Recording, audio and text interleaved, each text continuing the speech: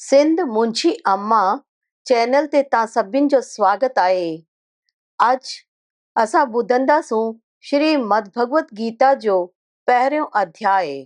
ओम श्री परमात्मने नमः। श्रीमद् भगवत गीता जो पहिरियों अध्याय। जॾहिं कौरव ऐं पांडव महाभारत जो युद्ध करण लाइ हलिया, तॾहिं राजा धृतराष्ट्र चवण लॻियो त मां बि युद्ध जो नज़ारो ॾिसण लाइ हलंदसि। तॾहिं मुनि व्यास देव चवण लॻियो त हे राजन, तोखे अखियूं किथे आहिनि? अखियुनि खां सवाइ तूं कीअं ॾिसंदे? तॾहिं धृतराष्ट्र चवण लॻियो त हे स्वामी, ॾिसंदसि त न, पर ॿुधंदसि त सही। तॾहिं मुनि वेदव्यास चयो त हे राजन, तुंहिंजो रथ हलाइण वारो जो संजय आहे, सो मुंहिंजो प्यारो शिष्य आहे। जेका कुरुक्षेत्र में युद्ध थींदी, सो हीअ संजय तोखे हिते ई वेठे ॿुधाईंदो। जॾहिं मुनि वेदव्यास जा इहे वचन संजय ॿुधा, तॾहिं मुनि वेदव्यास खे हथ जोड़े वेनती करे चवण लॻियो त हे प्रभु, महाभारत जो युद्ध त कुरुक्षेत्र में थींदी ऐं मां हिते हस्तिनापुर में रहंदसि। जा तव्हां मूंखे आज्ञा कई आहे त राजा धृतराष्ट्र खे हिते वेठे ई युद्ध जो कौतुक संजय ॿुधाईंदो, सो हे प्रभु, मां हिन हस्तिनापुर में रही कुरुक्षेत्र जे युद्ध जो समाचार कीअं ॼाणंदसि ऐं राजा धृतराष्ट्र खे कहिड़ीअ तरह ॿुधाईंदसि? जॾहिं संजय इन रीति वेनती करे मुनि व्यास देव खे चयो, तॾहिं श्री व्यास देव ख़ुशि थी संजय खे वरु ॾेई चवण लॻिया, हे संजय, मुंहिंजी कृपा सां तोखे सभु हिते ई ॾिसण में ईंदो। तॾहिं मुनि व्यास देव जी कृपा सां संजय खे दिव्य दृष्टि थी, यानी बुद्धि रूपी अखियुनि करे ज्ञान थियण लॻियो ऐं ॾिसण लॻियो त कुरुक्षेत्र में युद्ध जे मैदान में कौरवनि ऐं पांडवनि जूं सेनाऊं आम्हूं साम्हूं बीठियूं आहिनि। पांडवनि जी सेना 7 खूणियूं ऐं कौरवनि जी सेना 11 खूणियूं आहिनि। ॿई सेनाऊं पंहिंजो पंहिंजो पासो वठी कुरुक्षेत्र जे मैदान में कठियूं थियूं आहिनि। धृतराष्ट्र चयो, हे संजय, धर्म भूमि कुरुक्षेत्र में कठे थियल युद्ध जी इच्छा वारनि मुंहिंजनि ऐं पांडवनि जे पुटनि छा कयो? संजय चयो, हे राजन, पांडवनि जी सेना जी व्यू रचना ॾिसी द्रोणाचार्य वटि वञी दुर्योधन इहे वचन चया, हे आचार्य, तव्हांजे अकुलवार चेले द्रुपद जे पुट धृष्टद्युम्न जी झकझोड़ रूप में बीहारल पांडव पुटनि जी हिन तमामु वॾी सेना खे ॾिसो। हिन सेना में वॾे वॾे धनुष वारा भीम ऐं अर्जुन जहिड़ा घणा शूरवीर आहिनि। जीअं त सात्यकी, विराट ऐं महारथी राजा द्रुपद ऐं धृष्टकेतु, चेकितानो ऐं बलवान काशीराज, पुरुजित, कुंती भोज ऐं इंसाननि में श्रेष्ठ शैव्य ऐं पराक्रमी युधामन्यु ऐं बलवान उत्तमौजा, सुभद्रा जो पुट अभिमन्यु ऐं द्रौपदीअ जा 5 ई पुट ऐं ॿिया बि घणा महारथी आहिनि। हे ब्राह्मण श्रेष्ठ, असांजे पासे बि जेके जेके अॻवान आहिनि, तिन खे बि तव्हां सम्झी वठो। तव्हांजी ॼाण लाइ मुंहिंजी सेना जा जेके जेके शूरवीर आहिनि से ॿुधायां थो। हिकु त तव्हां पाण पितामह भीष्म, कर्ण, महावीर, कृपाचार्य ऐं अश्वत्थामा, विकर्ण ऐं सोमदत्त जो पुट भूरिश्रवा ऐं ॿिया बि घणेई शूरवीर घणनि तरहनि जे अस्त्रनि शस्त्रनि सां सजियल मुंहिंजे लाइ जीवन त्याग करण वारा सभु युद्ध में माहिर आहिनि। भीष्म पितामह जे पारां रखिया कयल असांजी हीअ सेना हर तरह सां अजीत आहे ऐं भीम जे पारां सजायल पांडवनि जी सेना असां लाइ जीतण में सवली आहे। तंहिं करे सभिनि पासनि खां पंहिंजी पंहिंजी जाइ ते रहंदे तव्हां सभु रुगो भीष्म पितामह जी सभु पासे खां रखिया कजो।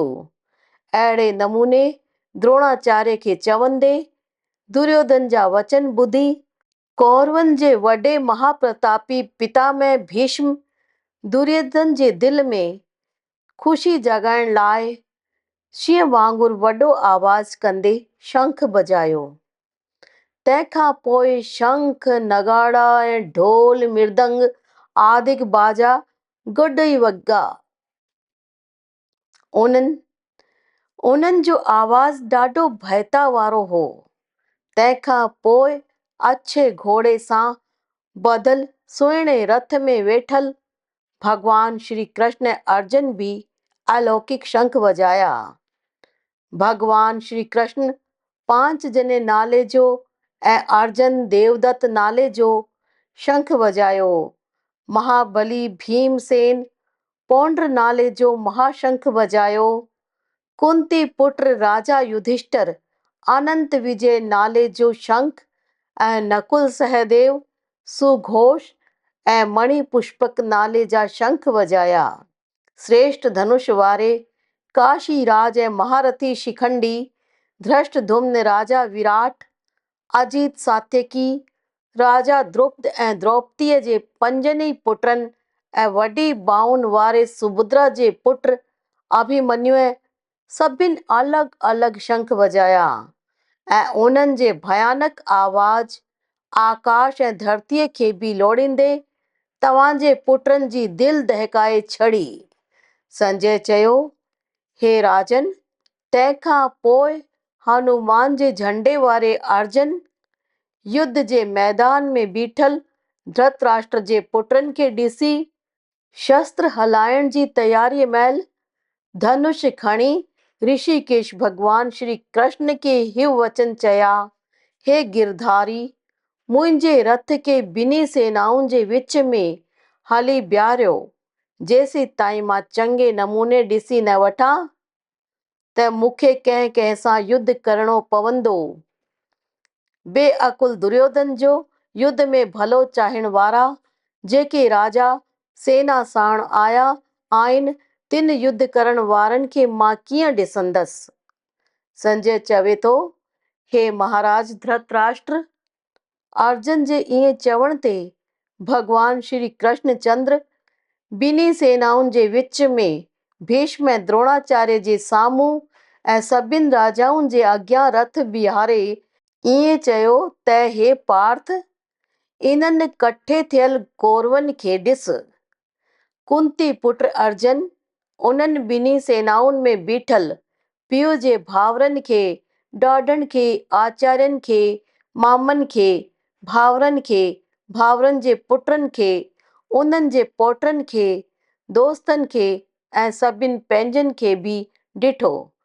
अहिड़े नमूने उन्हनि बीठल सभिनि भाउरनि खे ॾिसी अर्जुन तमामु डुख में भरिजी चवण लॻियो, हे कृष्ण, हिन युद्ध जी कामना कयल पंहिंजे मिटनि माइटनि खे ॾिसी मुंहिंजा अंग ढीला थींदा था वञनि ऐं वात बि सुकंदो थो वञे ऐं मुंहिंजो शरीर बि ॾके थो ऐं हथ खां गांडीव धनुष बि किरे थो ऐं चमड़ी बि ॾाढी ॿरे थी। मुंहिंजो मन बेचैन थो थिए, तंहिं करे मां बीहण लाइक़ बि न रहिजी वियो आहियां। हे केशव, लक्षण बि ऊंधा थो ॾिसां ऐं युद्ध में पंहिंजे कुल कुटुंब खे मारे भलो बि नथो ॾिसां। हे प्रभु, मां जीत नथो चाहियां ऐं राज ऐं सुख बि नथो चाहियां। हे गोविंद, असांखे राज सां कहिड़ो मतिलबु या भोगन जीवन सां बि कहिड़ो मतिलबु, छो त असांखे जिन जे लाइ राज भोग ऐं सुख खपनि से ई सभु धन जीवन जी उमेद असांजा गुरुजन, चाचा, छोकिरा ऐं तीअं ई ॾाढा मामा ऐं ॿिया बि माइट आहिनि। तंहिं करे हे मधुसूदन, टिनी लोकनि जे राज लाइ बि मां इन्हनि सभिनि खे मारणु नथो चाहियां। पोइ धरतीअ लाइ त चवणी छा आहे। हे जनार्दन, धृतराष्ट्र जे पुटनि खे मारे बि असांखे कहिड़ी ख़ुशी मिलंदी। इन्हनि दुष्टनि खे मारे त असांखे पाप ई लॻंदो। तंहिं करे हे माधव, असां पंहिंजे भाउरनि खे मारण लाइक़ु कोन आहियूं, छो त पंहिंजे कुटुंब खे मारे असां कीअं सुखी रहंदासीं। जेतोणीकि लालच जे करे भिटकियली सभु कुल खे नाश करण वारे कर्मनि ऐं माइटनि सां खिलाफ़त करण में थियण वारे पाप खे बि नथा ॾिसनि।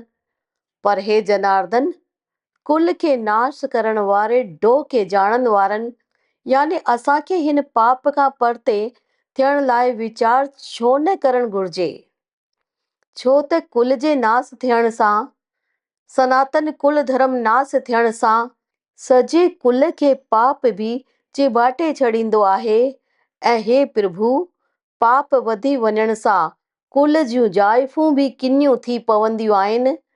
ऐं हे प्रभु, जाइफ़ुनि जे किने थियण ते किनी औलाद पैदा थींदी आहे ऐं अहिड़ी किनी औलाद कुल खे नर्ग में वठी वञण लाइ थींदी आहे। इन्हनि सां पितर बि किरी पवंदा आहिनि ऐं अहिड़े दुष्टनि जे करे सनातन कुल धर्म ऐं जाति धर्म नाश थी वेंदा आहिनि। ऐं हे जनार्दन, नाश थियल कुल धर्म वारे इंसाननि जो अनंत काल ताईं नर्ग में वास थींदो आहे। दुख जी ॻाल्हि आहे त असां अकुल वारा थी बि भयानक पाप करण लाइ तयार थिया आहियूं। राज ऐं सुख जी लालच में पंहिंजे कुल खे मारण लाइ उथी बीठा आहियूं।